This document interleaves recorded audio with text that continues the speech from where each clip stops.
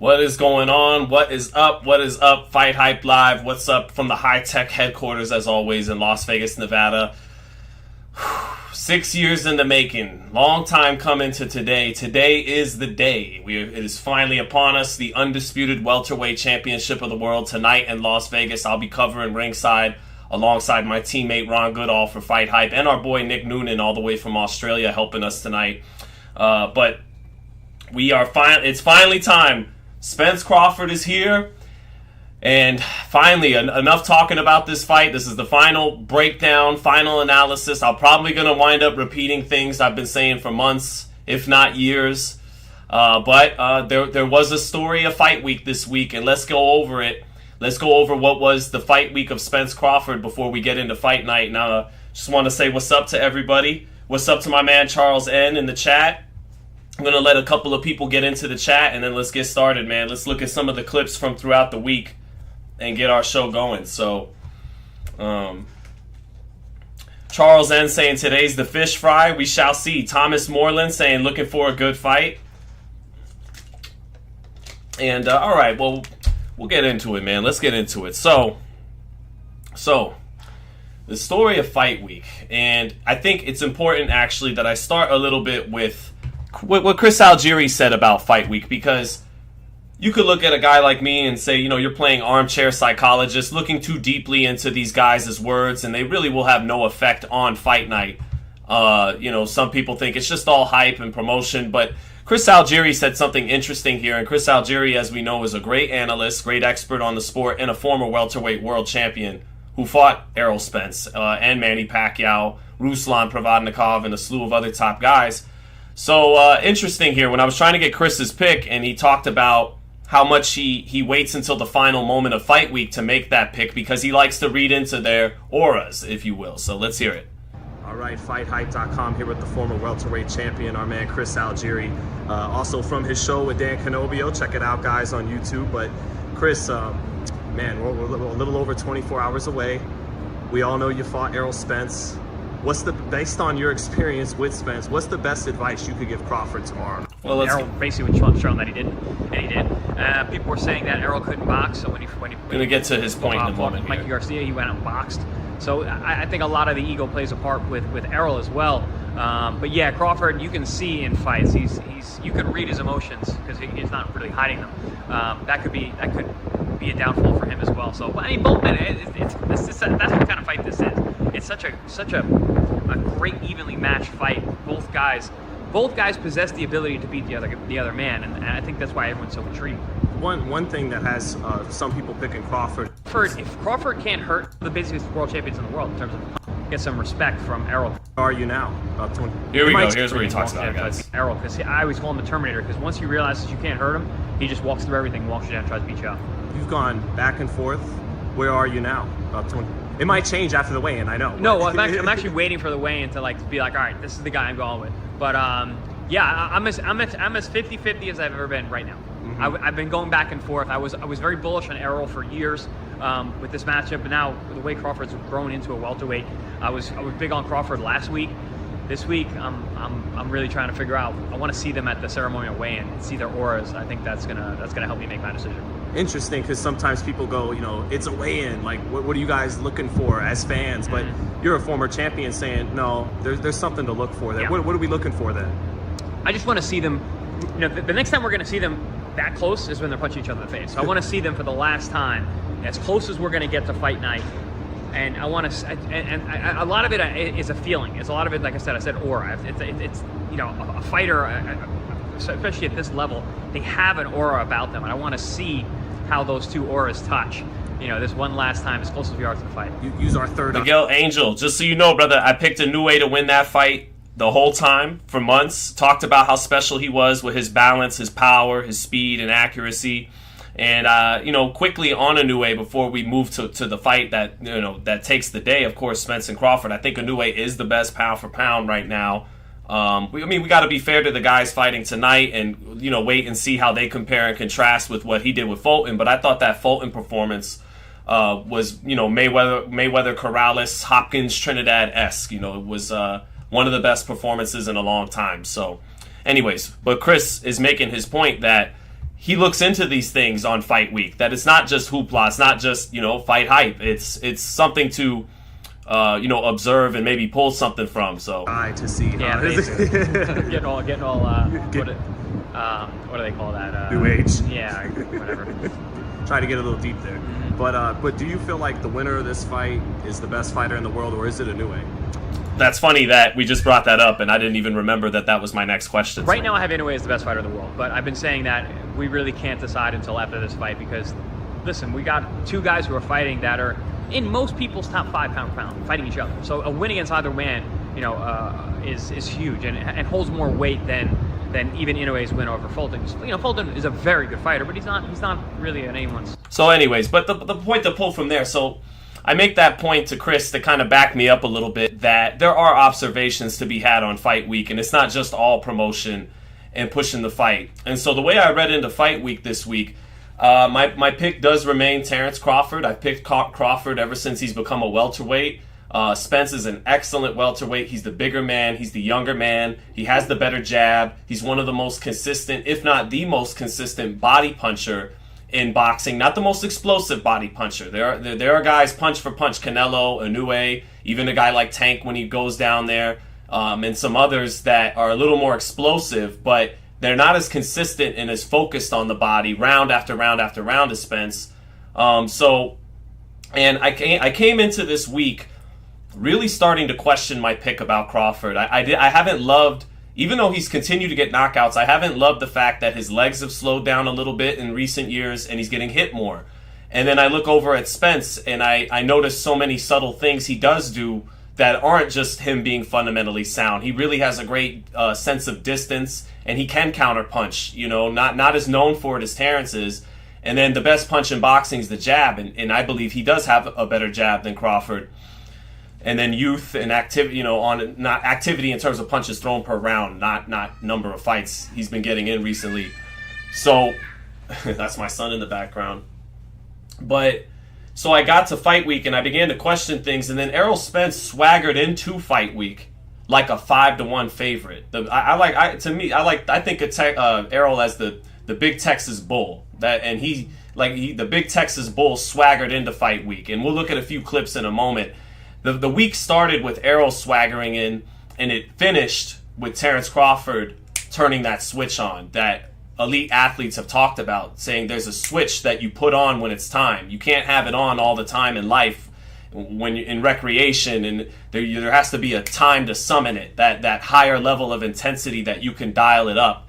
And I saw that from Crawford, who was very low-key and subdued in many parts in the lead up to this fight. Not in LA and in New York, but at other point when they announced the conference. But early in the week, very low-key, people questioning if he looks old with his hair grown out and everything. But by the end of the week, he turned up. And that competitor, that fire came out of him.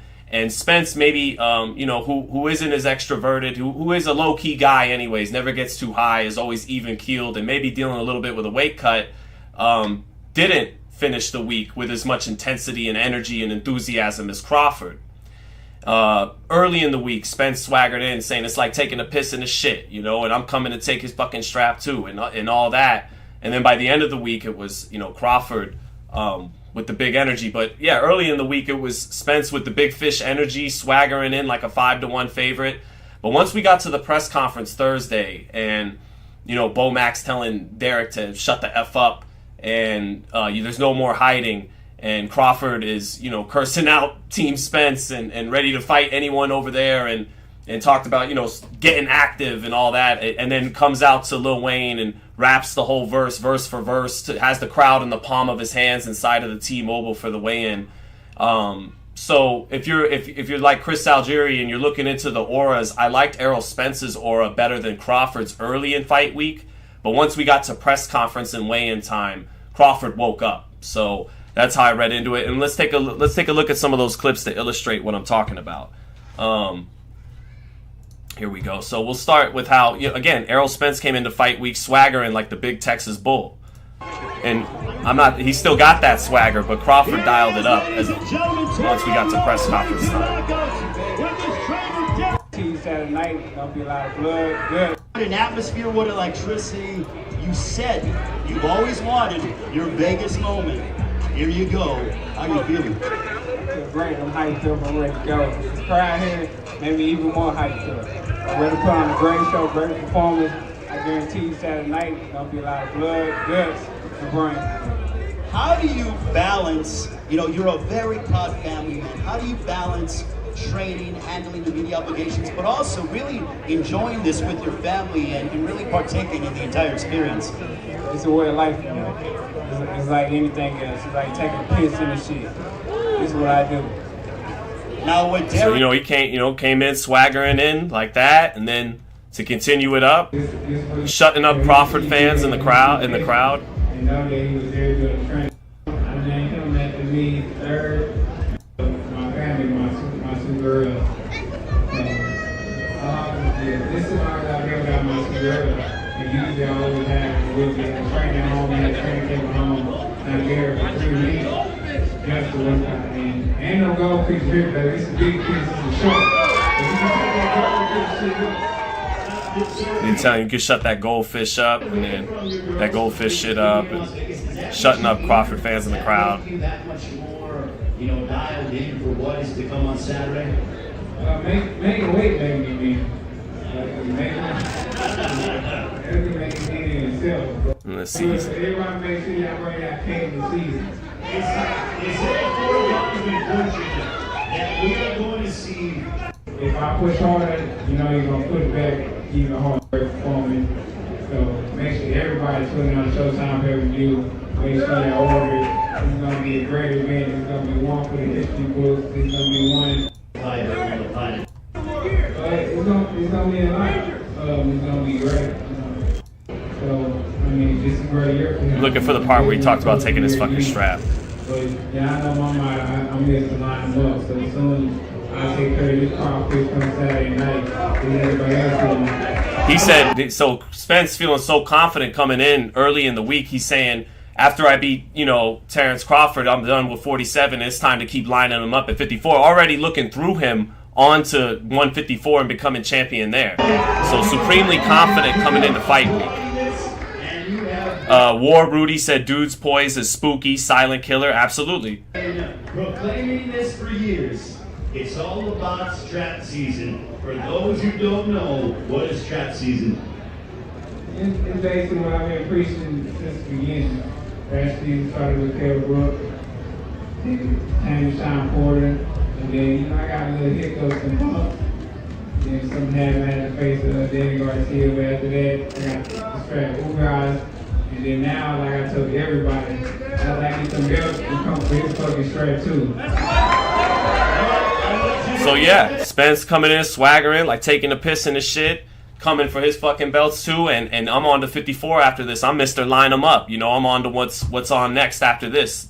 Not looking past, but looking through Terence Crawford. Crawford very low key to start the week, but then once we got to press conference time, that's where Crawford kind of woke up, and we saw that TBC. We saw Bud. Daniel Henry saying, and thank you for the super chat, brother, saying, did I see you in small town Shawnee, Oklahoma? You did, brother. That was me in the flesh at Kambosos versus Maxie Hughes. Shakur Stevenson was there. So, good fight. I thought I only got to catch the second half of the fight, and it looked like Kambosos struggled mightily against the southpaw, and Hughes was definitely getting the better of it with his counterpunching and southpaw style. But I didn't see the full fight. But yeah, I was out there in Shawnee, Oklahoma, Daniel Henry, and thank you for the super chat. So, all right, so now on to once we got a little bit later in the week. Errol Spence will win Saturday night. When you look at everything that I do in the ring, why Terence Crawford? Look at Terence. He's putting in this face. Same question. He was ridiculous with that face, guys. That's that face of like, I swear to God, if he says something else. I went out the house today, I prayed, and I said I wasn't going to do it. I said if a motherfucker says something stupid to me, I wasn't going to do it. Lord help me.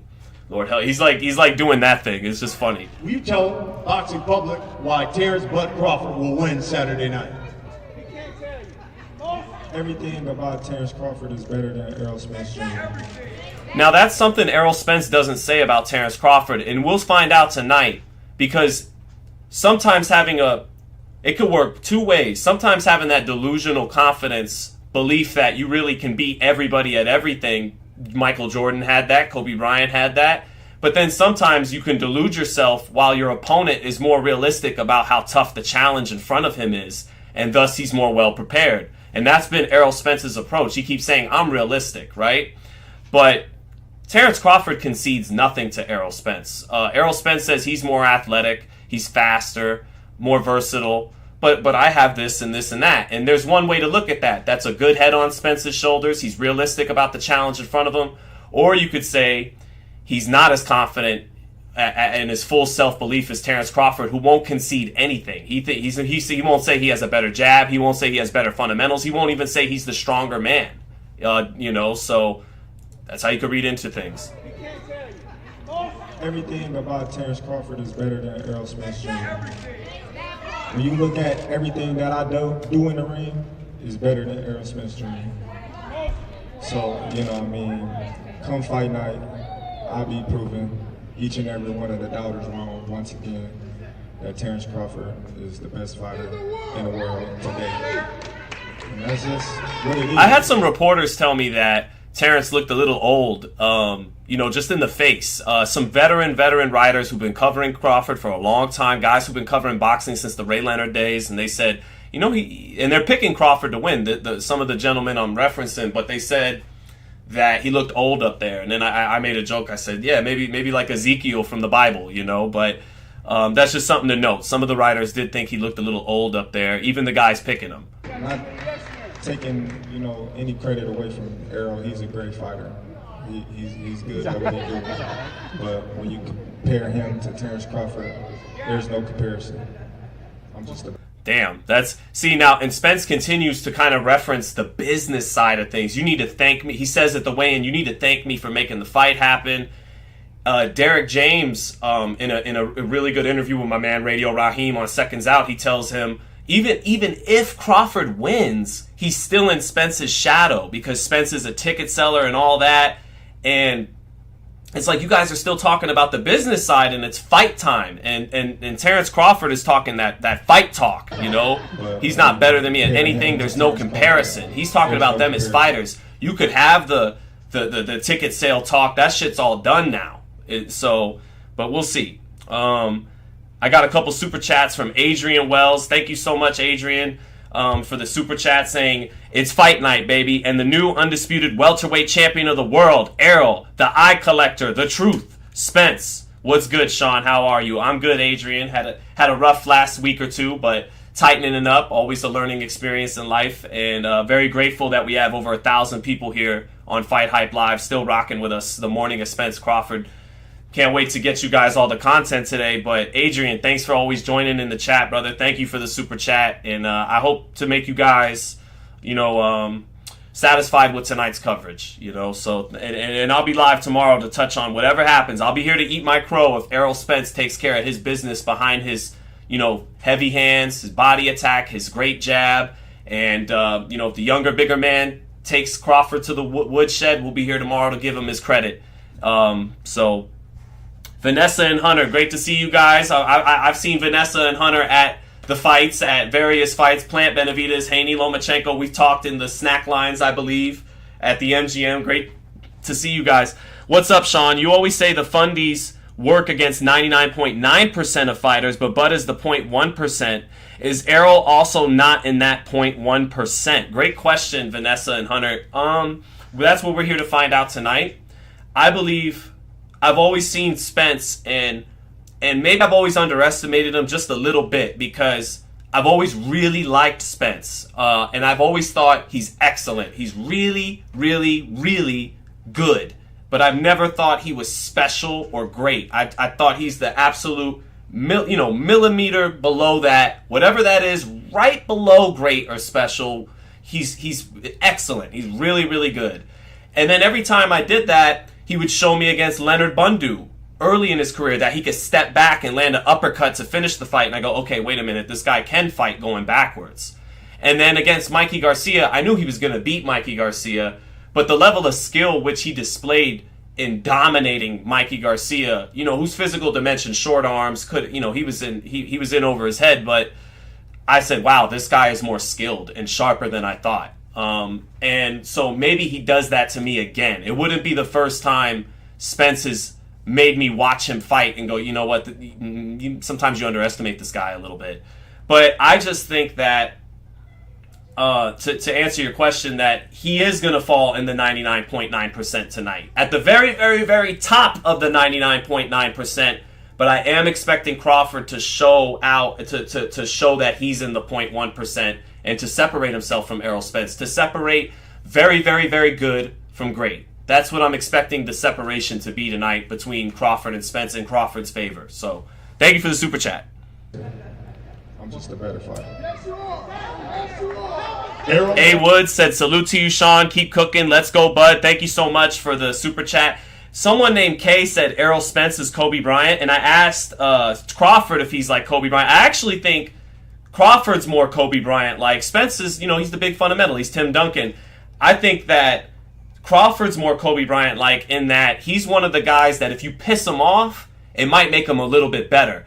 Errol Spence, I believe, thinks that that's going to work against him. That's why he says right here in this clip we're about to look at, you're too emotional. He thinks he could get this guy who thinks he's stronger and bigger than he really is to maybe exchange with him and stay in the kitchen, stay in the pocket where Spence can kill that body, and make Crawford draw him in and take advantage of his anger and his competitiveness and use it against him. But I think Crawford's a little bit more like Kobe Bryant, where, you know, sometimes that can happen. So Kobe sometimes would, you know, shoot himself a little bit too much, but for the most part, more times than not, it just made Kobe Bryant play better. So I think that's a little bit with Crawford, and you'll see Crawford get fired up here about that. Weight class that I've been in, you can't deny that. This is my era. Errol Spence Jr. saying this is Wanna my find out era. about Bud Crawford when he steps in the ring finally on Saturday night. And here's the moment where, Definitely gonna see. Errol, same question to you. wait, He won the belt. I ain't But if you get out of line, here we go. This will be your 8th fighter at welterweight. 7 of them have been stopped. Will Errol Spence Jr. get stopped on Saturday night? I always tell everybody, I don't go in there looking for the knockout. I go looking for the win. But if you get out of line, it's going to be the next one down. There's so much assurance in Crawford when he says that, you know. I'm just saying. You gotta do what you gotta do. Shit, And Spence isn't even saying you're not going to do that. He's just saying you're going to have to do what you have to do. Me personally, when I say something like that, like you're going to have to do what you got to do, we'll do what you got to do, I tend to say that when I think I'm a little bit of the underdog in the fight. And it's you know, for me, when I would say that when I'm about to get into it with someone, that means a little bit more like just, I'm not scared and I'm here to fight if that's what you want to do. But it's not the biggest vote of confidence. It's not you exactly saying I'm about to fuck you up and all that stuff. That's more Crawford's energy. You gotta do what you gotta do. I'm gonna do it. I'm gonna do it. Errol? You're gonna need more than the belt. I don't know what you're talking about. I ain't one of your keys. You won the belt. I ain't one of your keys. treat you like one. Yeah, all right, we gonna see. We definitely going to see. We definitely gonna see. Errol, same question to you. One of your monikers is man down. This is for the undisputed welterweight title. Will you stop Terence Bud Crawford Saturday? Put him in the dirt. Very confident. Don't get me wrong. Yep. Spence means what he says there I too. ain't putting nobody in the dirt. Folks, we'll wrap it up with this. But look, you know, Crawford again, you know, if you're going by the like, he's shooting it down. You ain't putting nobody in the dirt. He's not saying, well, you're gonna have to do what you have to do then. I'm gonna put you in the dirt. Well, do what you gotta do. No, there's gonna be no dirt. There's gonna be nothing. You're not doing shit. You know, that's more what Crawford's For the on. over 1 million people who will be watching this fight.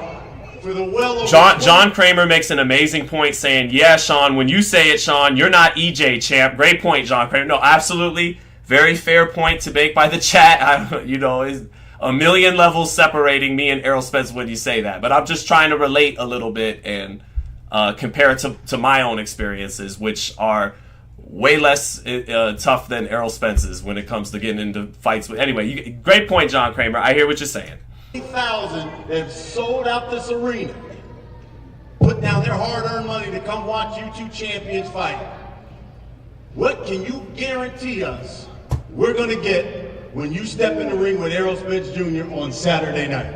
I can guarantee fireworks. I can guarantee all that. You know, I'm 100%, 120% ready. I'm ready for whatever he brings to the table. He say he come and step in and he's gonna break me, as he say. Let's see what's gonna happen. Break your ass like Errol Spence Jr., same question. Over 1 million people are going to buy this fight. This is where they turn. This is where Crawford turns up. Over 20,000 are going to come to this arena. You're not going to do anything. What can you guarantee the boxing public? You know who that reminds me of? That was Andre Ward's mantra to Kovalev heading into the rematch. Get your finger out. You won't do nothing. You're not going to do anything. He kept saying that to Kovalev time and time again. You won't do nothing. So it's that mentality of instantly shooting it down. When you step in the ring with Terence Bud Crawford. You a bitch. You don't get legendary stuff. You a bitch, nigga. See, you a bitch, nigga. You a bitch, nigga. Hold on. Let Errol. You a bitch, nigga. Cause you keep talking like a bitch, nigga. You doing all that talking, nigga. Now Spence here is saying you're too emotional, and this is what something Errol Spence believes he's going to take advantage of tonight. That when you hit this guy with a good shot, his instinct is to get it right back. Terence Crawford. Eric Morales was like that. A lot of great fighters are like that. And Spence is saying, little buddy, who thinks he's stronger than he really is, but he's light in the ass. And when I hit him hard, and I will hit him hard, he gets hit in his fights recently. You can watch him. But when I hit him with this Texas thump, it's going to be different. And he's going to want to come right back at me. And when he does that, that's my fight. Staying in the kitchen, going toe-to-toe, making it that kind of fight. And that's what Spencer, I believe, is getting at when he says you're too emotional. That's how we're gonna do it. So if Spence wins, maybe some prophetic words there from Spence. Catch me, gotta come back. But I believe it's more you're seeing the intensity of a man who just loves to fight, of an ass kicker, of a badass. These niggas don't talk, nigga. You talking too much. But like I said, this fight, this gonna be some iconic shit right here. This gonna be legendary shit right here. Y'all make sure y'all tune in. This is a legendary old school fight. Get that whole ass nigga some attention. Fire in My Bones said y'all asked Errol that exact question. He said he didn't know it would play a factor. He said that to me because he got to me later, Fire in My Bones, and I was the third or fourth person in a row to ask him that as he's moving down the line of reporters. But he actually, another reporter asked him when he first was doing his interviews, and he did mention he talked about he's too emotional. He didn't quite say it would play a factor in the fight, but why would he share that with us? If he does think. But I'm not trying to put words in his mouth, but I just believe that's something he thinks he could take advantage of. That's why he's saying it right there in the moment. He's too emotional. I mean, he says something right here that he's too emotional, and that's what it's going to be, and then he pauses and stops continuing. Guarantee the boxing public they're going to get when you step in the ring with Terence Bud Crawford.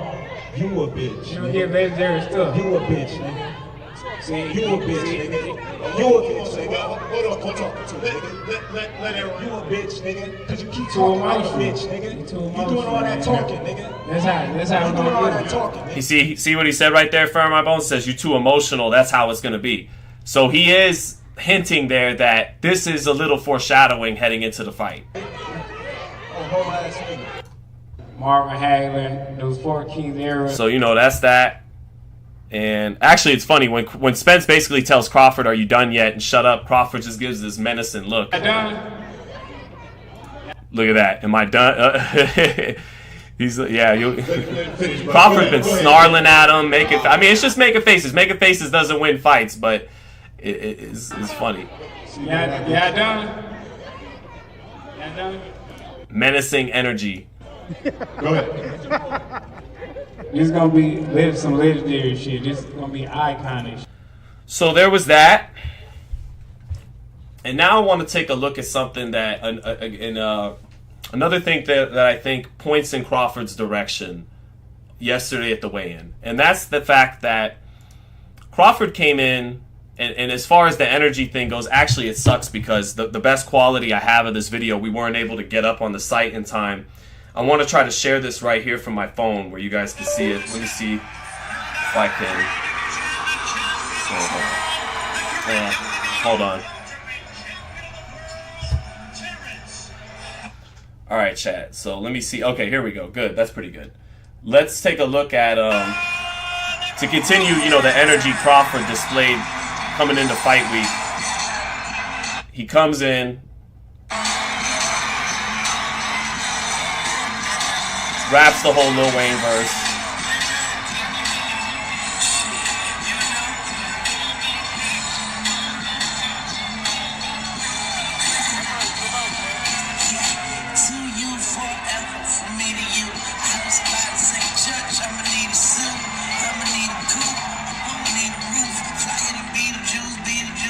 It's a pretty good lip syncing performance by Terence Crawford. I'm not even a Wayne fan, but points to his old gunshot at the back of his head. He had the crowd in the palm of his hands here. Even Spence fans, I believe. To where if you're a Spence fan, you had to admit he's doing his thing.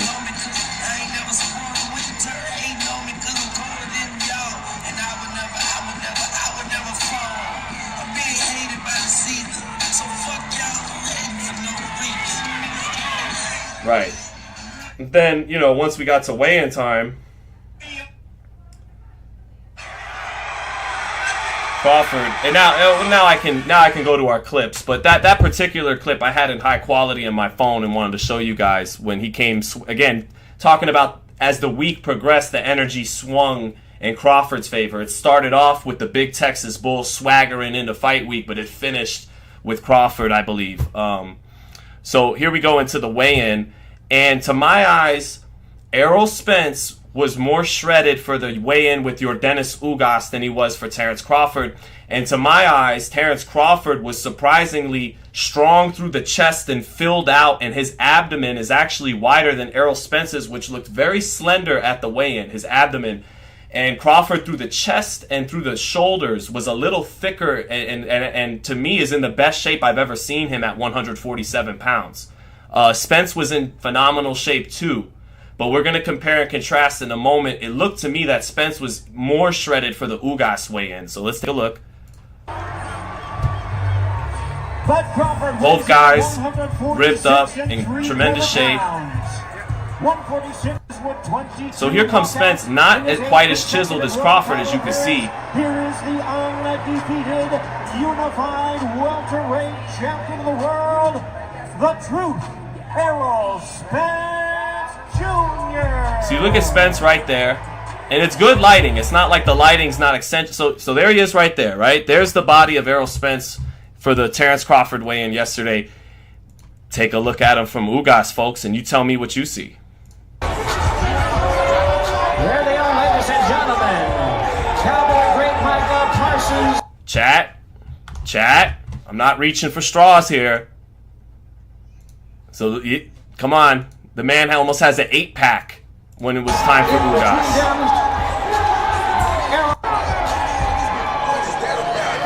See that? So that, you know, that's the comparison there.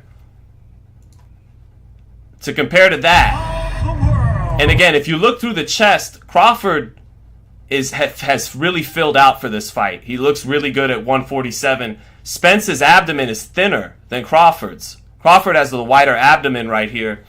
And again, if you compare Spence to that, to this same time, it's, to me, Spence is more ripped up with an 8-pack for Ugas than he is here. Still in great shape here, don't get me wrong.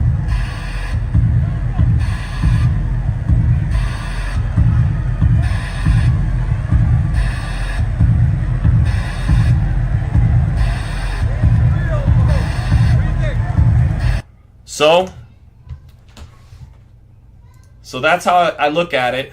Errol Spence swaggered into fight week with like a 5-1 favorite, and that energy never changed. He's not with the jaw jacking. He does his talking in the ring, as does Crawford largely too. But by the end of fight week, I thought Crawford turned it up. He flipped that switch, And that's how I saw it. That's how I saw it. The beginning of the week had me questioning my pick on Terence Crawford. And now that fight day is here, the pick is Terence Crawford. I expect the fight of the year tonight. These big fights, you know, sometimes you get De La Hoya Trinidad, sometimes you get Mayweather Pacquiao, and they don't live up to the hype. I think stylistically this fight will live up to the hype. I think by round 4 or 5, we're going to be watching a war with some great exchanges. I think Spence, with his better jab and you know, his size and whatnot, he's going to get off to a good start in this fight.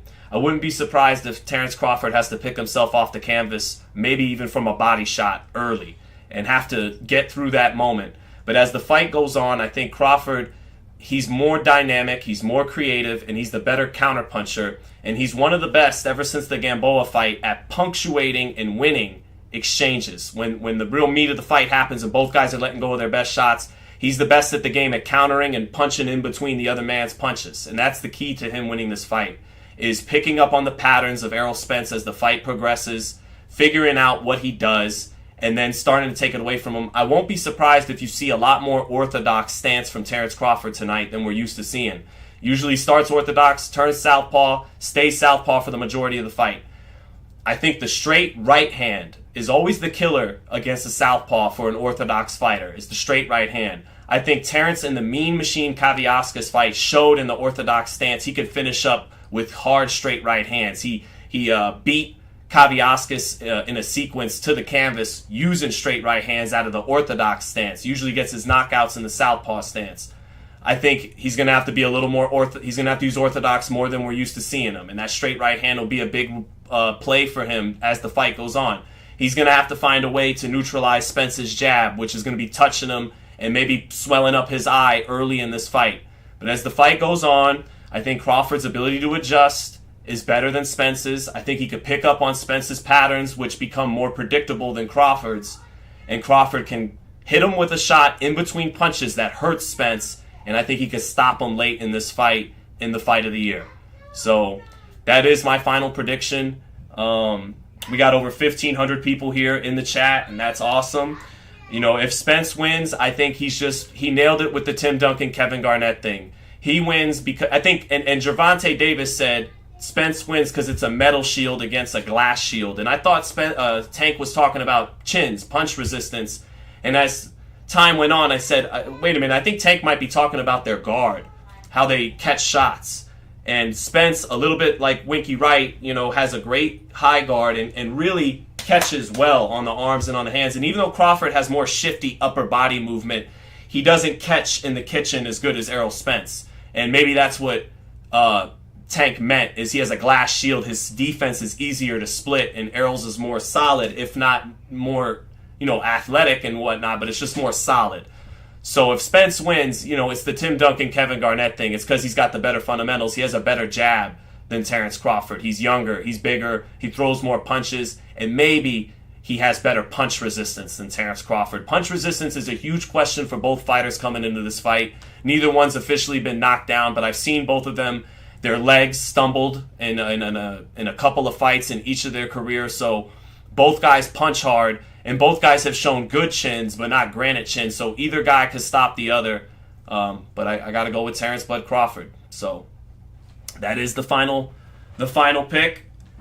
Chat, we had over 1,500 people in here. Tank was referring to durability. Yeah, that's that too. Oh, and then you know, we got it in the title about Jermall Charlo and Caleb Plant. So let's take a look at that quickly. Although, you know, don't want to spend too much time on it. It's not a pressing matter. It's just some shit that happened during fight week. Let's take a look. Let's take a look at the Zapruder film of the Charlo Plant slap. Here it is. Very important. Very pressing news. All right, here we go, chat. Cue the Kevin Hart gif where he goes, damn.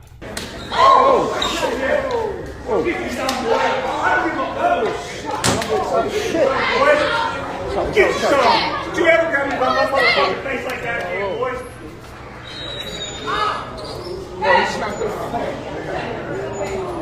I've always enjoyed Jermall Charlo's talent, his power jab, the fact that he's this big, explosive middleweight that has skills. I've always liked Jermall Charlo. So my first reaction when this happened, and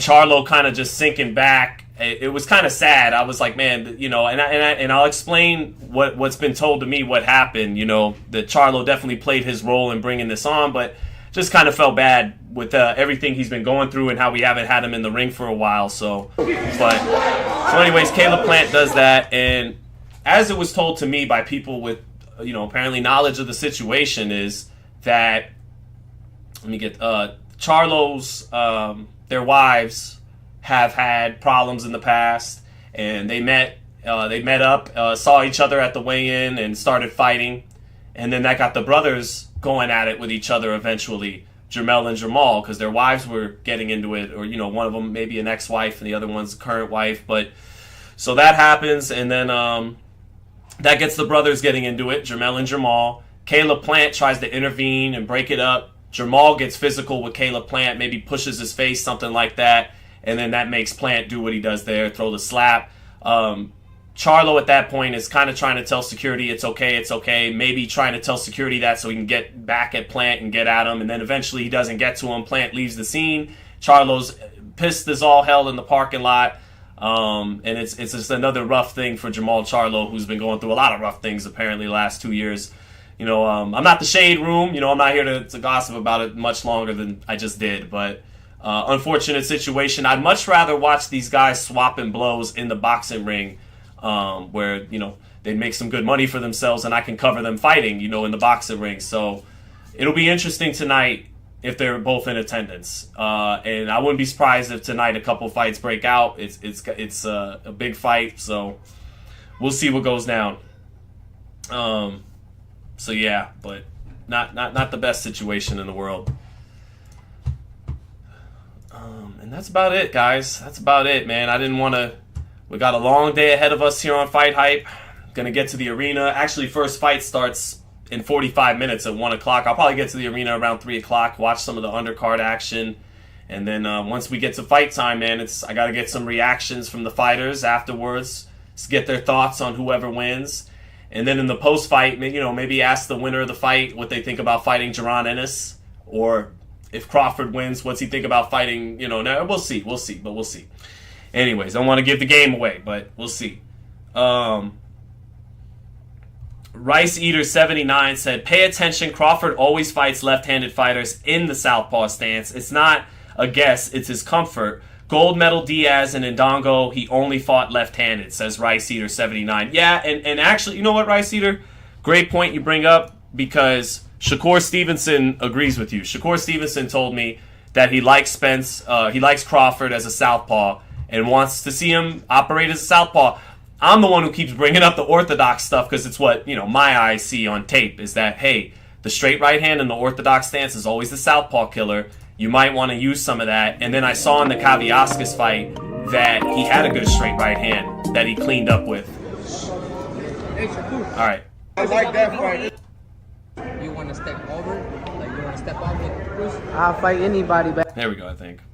I think either way you can take away the jab, but it all depends on Bud. What's his counter punching going to be? Is that like one of the main keys? What is the keys to why he's going to separate himself tomorrow? I think take away Spence's best attribute. His best attribute is his jab. So when you take away his jab, I think it'll be an easy night. Do you think we see him fight right-handed more to take away that jab that we're used to seeing Bud? He's usually southpaw. I think either way you can take away the jab, but it all depends on Bud. But honestly, when Bud turns southpaw, he get the job done. So I like him being southpaw. But what they, there you go, Rice Eater 79. So Shakur Stevenson agrees with you, brother. Thank you for the super chat. He agrees with you. He likes Crawford out of the southpaw stance better, and I do too, typically. But for this fight, you got to do whatever it takes to get the job done, whatever the adjustments call for. And I just have a feeling that the straight right hand and the orthodox stance might be a good adjustment at some point in this fight for Crawford. But he doesn't need my help in that area. Another thing to worry about a little bit, though, for Terence Crawford, he runs his ship, and so did guys like Floyd Mayweather. I mean, his father and uncle trained him, but he was the boss. I mean, he kind of trained himself sometimes. But Errol Spence has that healthy, traditional relationship with Derek James, coach and fighter. You know, Errol does what Derek tells him to do, almost in a robotic way. And Crawford has 3 different trainers. He has Esau Diegas, he has Red Spikes, and then, of course, Brian McIntyre. And they all help, but, you know, I maybe we'll see. You know, the traditional relationship would just be trainer and fighter. Some people would say too many cooks in the kitchen. I'm not saying that, but I'm just saying it's something just to look at and examine. It's a different philosophy in each camp. You know, it's just Derek with Spence, and then it's a team by committee with Terence Crawford. So, Ping1 said, great analysis. Thank you, brother. Thank you all, 1,500 people, man. If there's anything else you guys want to talk about before I get out of here, so thank you. But the Angry Casual fan said Sean is losing his faith. Angry Casual, I was losing my faith late last week, early this week, but it got restored quite a bit at weigh-in and press conference time. So, do believe he'll win, but we'll see. We'll see, man. May the best man win. So, you don't want to, if you're a fan, you don't want to root for your guy so hard that if it goes the other way, you can't enjoy what's taking place, because you're going to see history take place tonight, and in all likelihood, you're going to see a real level of greatness take place, hopefully from both fighters, but definitely from one fighter. And if that fighter is the guy you didn't pick or you weren't rooting for, you know, sit back and still enjoy the boxing that you're watching take place. So, you know, otherwise you make yourself miserable. Some people are talking about pay-per-view buys. That's not really my expertise. The business stuff, I'm still getting my acumen in that. I first and foremost want to know what I'm talking about in the ropes, the sport part of it. Pay-per-view buys, I always thought this was a $500,000 pay-per-view fight, you know, 500,000, anywhere on the low spectrum to the high 4s, to the high spectrum as high as 7 or 8. But I thought Tank Davis and Ryan Garcia was a 600,000 pay-per-view fight, and then it, you know, reportedly did double that. So hopefully this fight blows away some expectations, just like Tank and Ryan did, and to a, you know, a lesser degree, even Haney and Lomachenko outperformed its expectations a little bit at the box office and on pay-per-view. So, you know, for the health of boxing, you know, hopefully it does do well. But me personally, I've always thought this is more of a 500, 600,000 pay-per-view fight, but we'll see.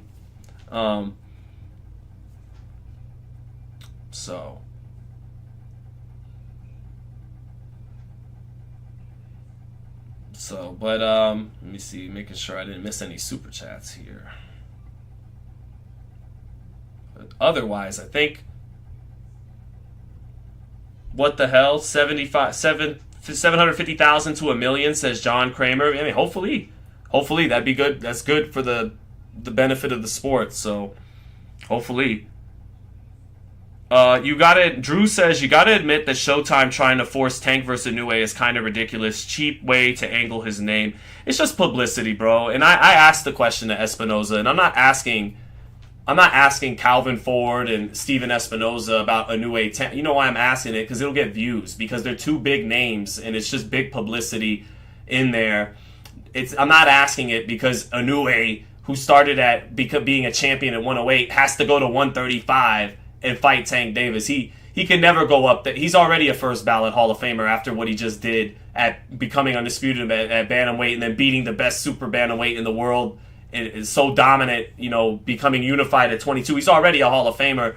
I think Inoue is gonna become the third 6th division champion in boxing history. I think he's gonna run shop all the way to 130 pounds and join Oscar De La Hoya and Manny Pacquiao and Amanda Serrano in female boxing as the only 6th division champions. So he can never step foot at lightweight, and it doesn't mean shit. He's an all-time great already in the weight classes he's performed at. But you know, it drives views. It's two big names, and there is always that Pacquiao effect where you're like, Pacquiao can never fight De La Hoya. Pacquiao can never fight Antonio Margarito. That's just absurd. But this guy is so great and carries his power up so many divisions that he can shock you with the guys he can get in the ring and beat. So, but it's not. It's not Showtime trying to drum up Inoue. I asked them about it, and it's not putting something on Inoue like he's got to move up to 35 to prove his greatness. He's already an all-time great for what he's done already at 25-0. But you know, they're two big names. Inoue with this latest performance has caused waves in the United States and is a star now. And you know, stars bring big publicity. So all publicity is good publicity. If anything, it's just good to have Inoue's name mentioned alongside American stars in America. But it's not something he has to move up and do. And I acknowledge that Tank's real legacy in proving himself is against Shakur Stevenson and Devin Haney and Teofimo Lopez and guys like that. It's not against fighting a guy who started at 108 pounds. But it's fun to put their two names and at least think about it for a second. Give it a little publicity. That's all that is. Dane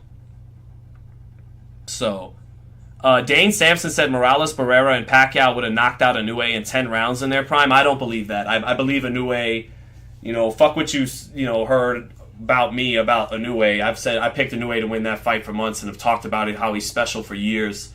I think Inoue is special. He's and him versus El Terrible Morales at 122 would have been an amazing fight. Whether you think Morales at 122, who's in the top 3 or 5 122 pounders in boxing history, if you think he could beat Inoue, that's fine. I understand that. I might agree with you. I might not. But no, I don't think they knock out Inoue in 10. I think Inoue is of supreme caliber. He's top tier. Inoue got better defense now and patience. Yes, he does. He learned a lot, as my boy True School Sports pointed out. He learned a lot from the first Donaire fight. That he's been a much better fight, evidenced by their rematch, knocking him out in 2. He got much better from that fight. So, in my opinion, Inoue is special. Yeah, he is, and he's the best fighter in the world, pound for pound. I suspect he'll remain that because these guys at 33 and 35, going on 36 with Crawford, are still in their prime, but they're not at their peak like Inoue is at 30. And Inoue, so athletic and shifty and has every tool in the book and even shoulder rolls a little bit and jab, everything. So, yeah, I suspect he is the best fighter in the world, pound for pound, even after tonight. But to keep it fair, I don't think there's anything Spence can do because Spence, unlike Inoue and Crawford, is still in his first division. And Inoue and Crawford have already been undisputed and they've been 3 to 4 division champs. Inoue 4, Crawford 3. So if Crawford wins, his accomplishments are equal with Inoue, and then it becomes kind of your own eye test. Who do you think between your own boxing eyes would win if they were the same size? But so there's a debate to be had if Crawford wins tonight. But if Spence wins tonight, it's more about cementing himself as an all-time welterweight and the undisputed welterweight champion. I don't think he's number 1 pound for pound, unless he just looks absolutely sensational. But even if he does, it's still his first division, and pound for pound in part is about carrying your power up and showing you could get it done in multiple divisions like Inoue and Crawford have. So yeah, but all right, chat. We will I think give it a rest today, and I got to get ready for a huge day ahead of me. Wish me luck. Thank you to all 1,500 of you. Over 1,000 people joined us this morning. That's awesome. Thank you guys for the support.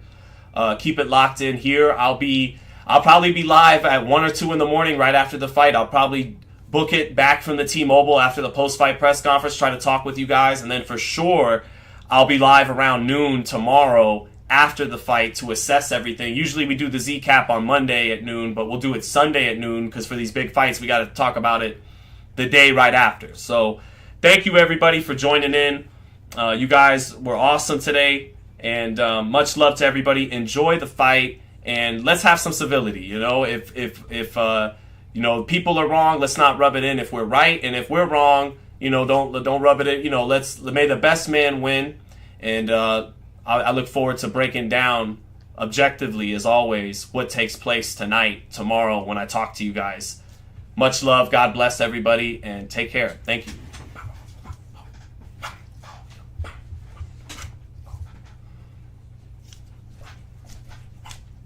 Catch you guys later. Not my best.